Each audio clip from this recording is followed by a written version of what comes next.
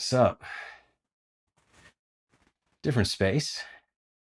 Not a treated space, so there might be some verb. It's my bookshelf back here with something you guys might, all of you might be familiar with. Got this baby. A more recent thing that I worked on with Stefan Schutz, Oddworld Soulstorm. You can see Wasteland. I don't know if the camera reaches all the way up there. We've got Wasteland 3, or actually Wasteland 2, and the Scorpitron up there. And Deus Ex, Neverwinter Nights 2, Mask of the Betrayer. Some good to keep that I kept those boxes. And I like changing things up for location, so if I can figure out how to let's take a look at the next question for today. It'll take me a bit to scroll there, so thank you in advance for your patience. All right. So let's go into Funky Rustic Social House Discord. Let us go to Ask Alex. And let's see what today's question is. All right. Actually, before I get there,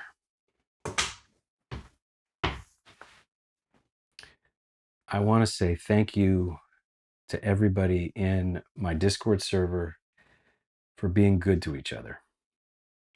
I've learned some things about a Discord server ever since I had a great amount of help putting it together.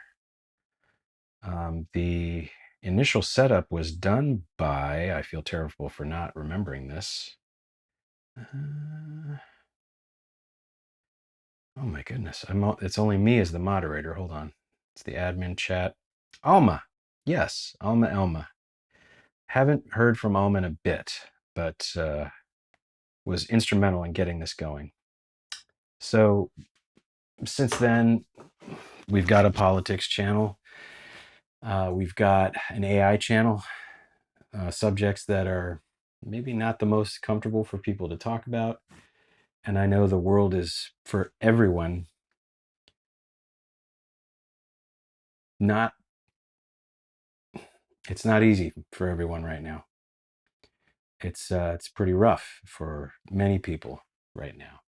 And I wanted to say thanks for being cool to each other, for being respectful, and being kind. That's it's easy to say, I know.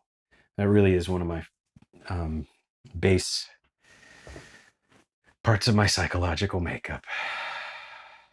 There's a lot of stories behind that that are very personal and maybe not ones that I'm ready to share here just yet, if ever. But let's get to the question now. So thank you, everyone, for being cool. Okay, I think this is the next one. Yep, I answered Brian. And the next one, because I go top to bottom and I put a green check icon with the ones that get answered. Hello, Alex. I'm Alexander from Moscow. How's it going, Alexander? Great name. Как поживаете, друзья?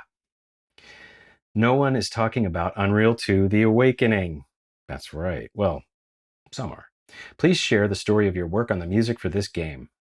Are you get a cup of coffee or a drink? Your name is not listed among the composers in the credits. Correct. But Wikipedia says, and your website say that you were involved in this game. Someone on YouTube said that you wrote the track Severnaya for this game. Is that true? What other tracks did you write for it? I think enough time has passed that I can share the story. Excuse the cough. I was slated to work on Unreal 2 as the composer after the level pack Return to Napali by Legend Entertainment. I got to work with some great people on that game. Glenn Dahlgren was one, who's now a acclaimed fantasy author. And some other producers that I got to work with. David Kelvin was another one. He was great to work with. And so we had fun making the level pack, and they said, hey, you're going to work on 2. But that was when I started as an audio director at Ion Storm. So couldn't be the composer on Unreal 2 anymore. And I I thought about who would do it justice as a composer, and the first name on my list was Chance Thomas, who had written music for Quest for Glory 5 and had introduced some of the first, not the first, but some of the first really amazing orchestral scores and live vocals. He did some very impressive work. And he ran a company called Huge Sound that I was a part of for a brief period of time. So Chance took a look at the design document and respectfully, after a little while of talking with the team, he was nice enough to keep me posted on this. He called me up and said, "I want to say thank you for the opportunity, but um, I'm just not that comfortable with the level of violence in the game." And so I'm gonna have to pass because it's not really my speed. Now he did work on King Kong for Ubisoft, and somebody said like, well, there's a lot of violence in that game. What's the deal? And I haven't asked him what the deal is with that, but I respected that decision. It's a perfectly valid choice. And so he said, I'm going to talk to Legend and recommend another composer. That composer was Jeremy Soule. He's written the scores for some amazing titles. He's written some of my favorite works, such as Morrowind, which shows up in Skyrim as an arrangement. But the reason that I found out about that was through, I'm mentioning some possibly controversial names, but Tommy Tallarico, who I've known for many years, he called me up and said, "Alex, you're never going to believe this, but would you like to do music for Unreal 2?" And at this point, I said yes, because I think I had a decent salary, but as I learned from my expenses, it wasn't enough. And so at that point, I did not want to be listed in the credits, but I did I did a couple of contract pieces, which include Sulfuron. The naming I'm not sure about. There's other people that know more about the naming, but Sulfuron, maybe it's Severnaya. I don't remember what it was called. I don't even remember the name of the file, but I know that I wrote it. If you look it up, as like, I think it could be Severnaya or it could be Archeron, I'm sorry, Sulfuron, not Archeron. I believe, yeah, that was a piece that I wrote, and it might have even been an old Unreal track that just got put into Unreal 2.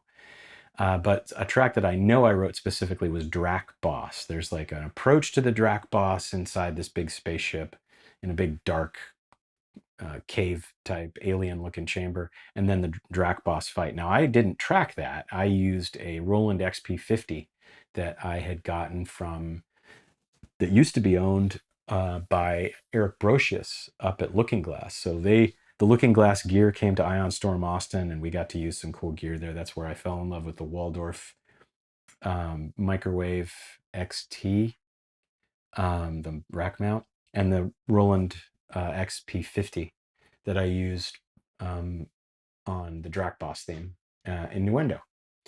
So that's the story of how I wrote those themes. Jeremy did some writing for Legend, and this is, just what I heard, that there were some issues with rewrites, and so they had to go to another composer, and they called up Tommy, and Tommy called up Clint Bajakian, I think maybe Jack Wall, and Crispin Hands. I may be getting those names wrong. Definitely not Clint. I'm pretty sure he did some stuff. And then me for a couple of the tracks. So it's a very mixed bag of composers and a long sort of line and an interesting story about how that soundtrack came to be. I enjoyed the game. It wasn't, I believe, as well received as Unreal 1, but I thought there were some cool aspects about it.